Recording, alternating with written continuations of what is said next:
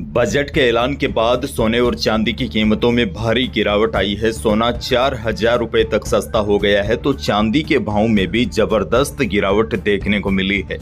वित्त मंत्री निर्मला सीतारमण ने बजट में सोने और चांदी पर मूल आयात शुल्क को 15 से घटाकर 6% कर दिया है। इसके साथ ही टैक्स की नई दर प्रभावी हो गई है। उधर आयात शुल्क में कमी के बाद मंगलवार को जयपुर में शुद्ध सोना 1950 रुपए और 22 कैरेट जेवराती सोना 2,000 रुपए प्रति 10 ग्राम और चांदी 1,800 रुपए प्रति किलोग्राम सस्ती हो गई।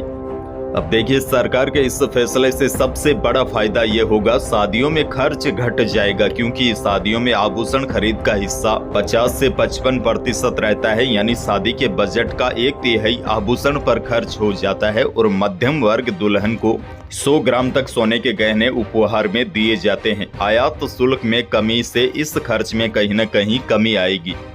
और दिल्ली सराफा बाजार की बात करें तो जैसे ही सोने और चांदी को लेकर बड़ा ऐलान किया गया, इसके बाद सोने की कीमतों में अचानक बड़ी गिरावट देखने को मिली। वित्त मंत्री निर्मला सीतारमण का बजट भाषण खत्म होते होते दिल्ली सराफा बाजार में सोने के भाव करीब 4,000 रुपए तक घट गए।